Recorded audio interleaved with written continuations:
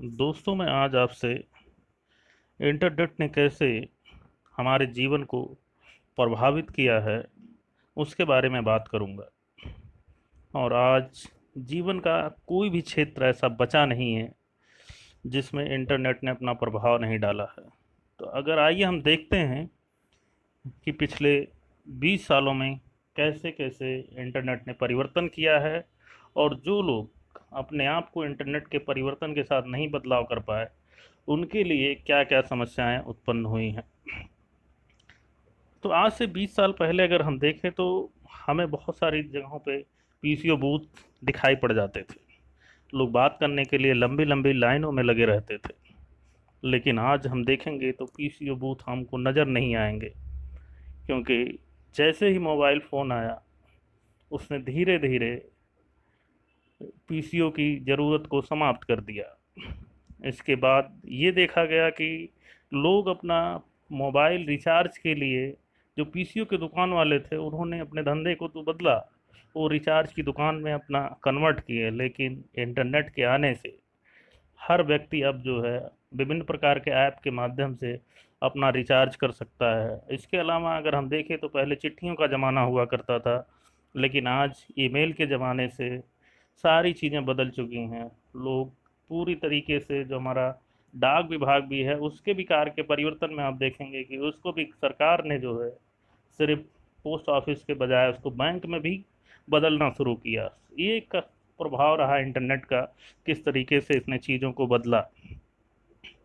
दूसरी चीज़ देखें तो बहुत सारे लोगों के पास, जैसे अब ये है कि इंटरनेट की पहुंच गांव में भी बड़े स्तर तक पहुंच रही है। लगभग 50 करोड़ करोड़ लोगों के पास इंटरनेट की पहुंच उपलब्ध हो चुकी है। और ये जो डेटा है वो इतना सस्ता हो गया है कि हर कोई आसानी से प्रयोग कर सकता है, क्योंकि बहुत सारे ऐसे फ़ोन आ रहे हैं जिसको आसानी से लोग खरीद रहे हैं, उसमें यूज कर रहे हैं, उसको डेटा को कंज्यूम भी कर रहे हैं।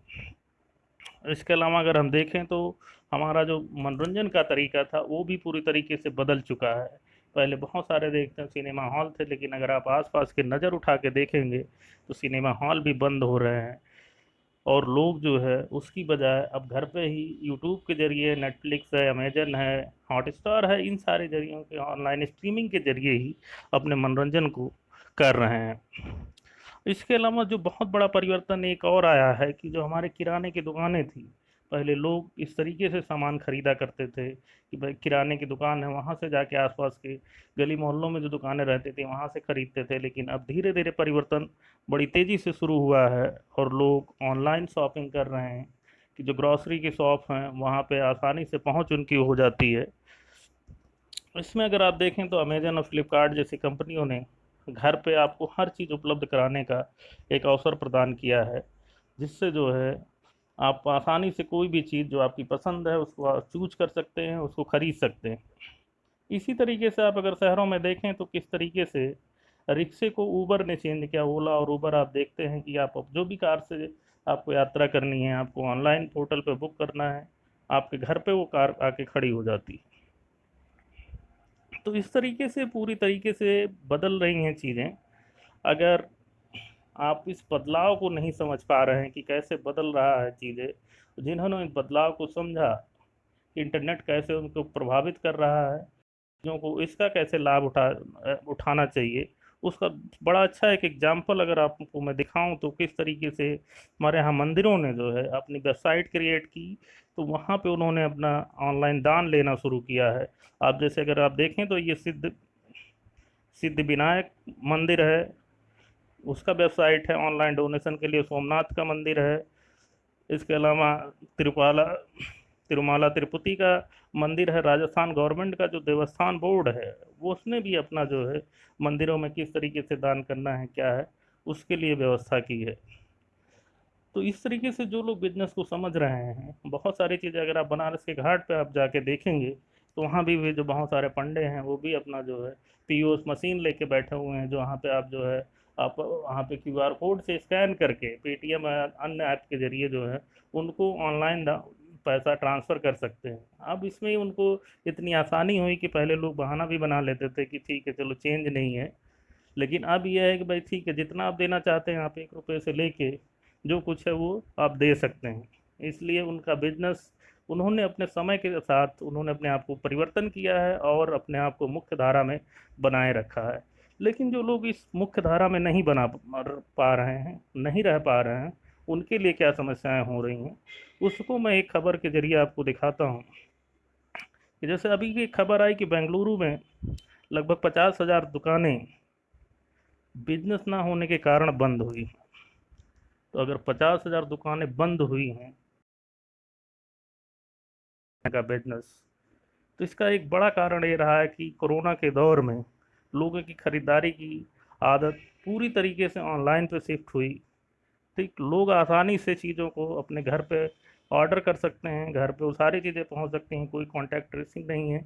इससे जो है बहुत सारे लोग जो है प्रभावित हो रहे हैं। उनकी जिनको दुकानें थी, जिन्होंने वहाँ पे दुकान पे, अब उसको, क्योंकि अगर कोई दुकान खोल रखा है तो उसको तो किराया भी देना है, अगर वो किराए के मकान में रह रहा है उसका भी किराया देना है, तो वो किसी तरीके से बड़े शहरों में सरवाइव नहीं कर पा रहे हैं लोग। अगर उनका बिजनेस नहीं होगा तो वो वहाँ से रह नहीं पाएंगे, इसलिए उनको दुकानें बंद करनी पड़ी। और सबसे बड़ी बात है, आपको इस ट्रेंड को एक समझने की ज़रूरत है, क्योंकि अगर ये बेंगलुरु है जिसको आईटी सिटी ऑफ इंडिया कहा जाता है, इंटरनेट का सबसे ज़्यादा उपयोग है, तो ये एक ट्रेलर है आपको देख समझने के लिए। और बाकी पूरे भारत में ये चीज़ें होने वाली हैं कि इंटरनेट किस तरीके से सारे के सारे बिजनेस को प्रभावित करेगा, कैसे लोगों को बदलेगा और कितने सारे लोगों का रोजगार जाएगा। आप उसको एक अच्छा ट्रेलर आप देख के समझ सकते हैं, बाकी तो पूरी पिक्चर अभी आनी बाकी है। इसके अलावा अगर आप देखें तो किस तरीके से चीज़ें बदल रही हैं, बैंकों में भी रोबोटिक्स का प्रयोग हो रहा है, वहाँ भी इंटरनेट टेक्नोलॉजी ने किस तरीके से लोगों को नौकरियाँ कम हो रही हैं। रेलवे स्टेशन पे टिकट वेंडिंग मशीन लग गई है कि आप सीधे अपना पैसा डालिए, आपको टिकट मशीन दे रही है। तो एक जो भी वहाँ पे एक व्यक्ति को हम नौकरी 4 लोगों को दे रहे थे, वो एक मशीन काम कर रही है। तो इससे धीरे धीरे लगातार बेरोजगारी बढ़ेगी, लोगों के पास अवसर कम होंगे। लेकिन अगर आपके पास कोई इस तरीके का बिजनेस हो जो ऑनलाइन बिजनेस हो, उसमें आपके लिए अवसरों की कोई कमी नहीं है, क्योंकि अपने वहाँ पे आप अपने आप को आसानी से इस्टेब्लिश कर सकते हैं, क्योंकि हर कोई पोटेंशियल है आपका बिजनेस को एक्सपेंड करने के लिए, हर व्यक्ति के पास आप पहुँच सकते हैं, क्योंकि आज कोई भी व्यक्ति बचा नहीं है जिसके पास इंटरनेट नहीं है। धीरे धीरे सारे गांव में भी पहुंच रही है। बच्चे, आज के बच्चों को आप देखिए किस तरीके से वो इंटरनेट का प्रयोग कर रहे हैं, किस तरीके से वो सीख रहे हैं चीज़ों को तेज़ी से, कि नई पीढ़ी जो हमारी होगी अगले 2 4 5 सालों में, वो पूरी कोई पूरी तरीके से इंटरनेट से परिचित होगी और सारे लेन देन करने में सक्षम होगी। अगर इस समय आपका बिजनेस इंटरनेट पे है तो आप कितने बड़े अवसर, आपके पास कितना बड़ा अवसर है, आप उस अवसर को अगर नहीं समझ पा रहे हैं तो समझ लीजिए कि आप कितनी बड़ी गलती कर रहे हैं। जो लोग इस समय इस अवसर को समझ लिए हैं कि अगर वो ऑनलाइन बिजनेस में हैं तो अपने आप को जितनी ज़्यादा तेज़ी से विस्तार कर सकते हैं, अपना पूरे दम लगा के लोग कर रहे हैं। क्योंकि लीडर जो होते हैं, जिस बिजनेस में जो भी सफल लोग होते हैं, उनको जब अवसर मिल जाता है तो अवसरों को लाभ उठाने में वो देरी नहीं करते हैं। उसके लिए जो उनको स्किल सीखनी होती है वो उसको सीखते हैं और उसको तुरंत अप्लाई करते हैं, जिससे कि ज़्यादा से ज़्यादा उसका लाभ उठा सकें। क्योंकि बाकी आप कोई भी काम कर रहे हो, कुछ भी काम कर रहे हो, ऑनलाइन बिजनेस इस तरीके का बिजनेस है, इस चीज़ें हैं। अगर आपको कहीं पे ऑनलाइन पार्टनरशिप मिली हुई है बिजनेस करने के लिए कि आप उसके पार्टनर हैं, आप अपने हिसाब से बिजनेस को फैला सकते हैं, तो आप समझिए कि आपके पास कितनी बड़ी संभावनाएं हैं कि हर व्यक्ति आपके साथ बिजनेस कर सकता है।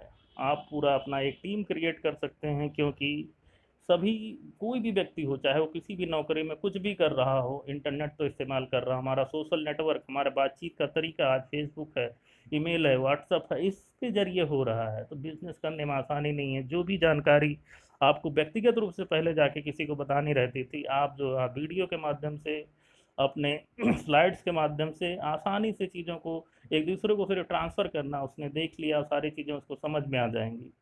इसलिए जिन लोगों को भी इस समय इस अवसर को मिला हुआ है, उनको कोई भी गलती ना करते हुए अपने आप को जितना ज़्यादा अपने स्किल को इम्प्रूव करें, कैसे तेज़ी से अपने बिजनेस को बढ़ा सकते हैं उसको सीखें और पूरा जी जान लगा के इस बिजनेस को अपना डेवलप करने में लग जाना चाहिए। अगर वो नहीं करते हैं तो अगर वो नहीं करेंगे तो कोई ना कोई जो भी लीडर होंगे वो बिजनेस को करेंगे, बाद में वो लोग सोचेंगे कि अरे अगर मैंने पहले कर लिया होता तो क्या होता। और बाकी एक बात और मैं अगर कहना चाहूँगा कि बहुत सारी चीज़ों को लोगों को हमें जो पहले हमें सिखाई गई हैं बातें, ठीक है, उसमें भी बहुत सारी बदलाव करने की ज़रूरत पड़ती है, क्योंकि अभी जैसे नॉर्म अभी अगर आपको मैं एक छोटी सी कहानी आपने भी सुनी होगी उसके माध्यम से बात करूं कि जो हम लोग बचपन में कहानी सुनते थे कछुए और खरगोश की, कि भाई एक कछुआ और खरगोश में रेस हुई और पता लगा कि ठीक है पहले खरगोश तो तेज भागता है, उसने बहुत तेज भागा, इसके बाद जाके थोड़ी दूर देखा कि बहुत आगे निकल आया हूँ, आराम से आके सो गया। और कछुआ धीरे धीरे चलता रहा, देखा कि वो सो रहा है, आगे निकल गया और इसके बाद जो है जहाँ उसको जीत की रेखा थी उसको पार कर गया और जीत गया। लेकिन दोस्तों जिस कहानी में अगर आप इस कहानी को देखें तो इसमें ये है कि भाई ठीक है वो गलती कर रहा है खरगोश, ठीक है वो सो जा रहा है, तब जाके वो कछुए की जीत हो रही है। मतलब जो हमें बताया जाता था कि slow and steady win the race, आज वो चीज़ें ख़त्म हो चुकी हैं। आज जो कलयुगी खरगोश हैं वो सोने वाले नहीं हैं, वो जब तक अपने लक्ष्य को प्राप्त कर नहीं लेते तब तक शांत नहीं बैठते हैं। इसी तरीके से अगर आप इस बिजनेस में ऑनलाइन और इंटरनेट की दुनिया में आपका बिजनेस है तो आप पूरी दुनिया का आप जो भी चीज़ें अपने बिजनेस के जो भी डाउट्स हों उसको क्लियर करिए। सारी चीज़ें बहुत सारे अगर विकसित देशों में चीज़ें वो डेवलप्ड हैं, उस मॉडल को आपको अपनाना है। वहाँ के लोगों को देखिए कि उन्होंने अगर वहाँ पे लोग सफल हुए हैं तो अगर भारत में ये चीज़ आने वाली है आप उसमें पहले से हैं तो उसको जितना ज़्यादा से ज़्यादा से विस्तार करेंगे आप उतने जल्दी ही सफल होंगे। अगर आपने समय गंवाया तो उसको आपको बाद में सिर्फ पछताने के अलावा कुछ नहीं होगा। तो इसलिए मेरी यही सलाह होगी कि आप अपने स्किल को इम्प्रूव करिए, किस तरीके से तेज़ी से आप अपने आप को सीख सकते हैं, नए स्किल से कैसे अपने आप को बिजनेस को बढ़ा सकते हैं। और अब तेज़ी से जी जान लगा के इसमें जुट जाइए, इसलिए अपने आप को लीडर बनाइए, अपने आप को आगे बढ़ाइए और आप पूरी तरीके से इस बिज़नेस को फ़ायदा उठा के अपने आप को एक सफल लोगों में शामिल करिए। क्योंकि दोस्तों जब इतिहास लिखा जाता है, जो इतिहास लिखता है उसको भी नहीं पता होता है कि इतिहास लिखा जा रहा है, लेकिन जब वो सफल होता है तब लोगों को लगता है कि हाँ ठीक इसने इतिहास लिख दिया। वो अवसर आपके पास भी है, तो उसको गंवाइए मत और एक अपना नया एक इतिहास लिखने में जुट जाइए। धन्यवाद।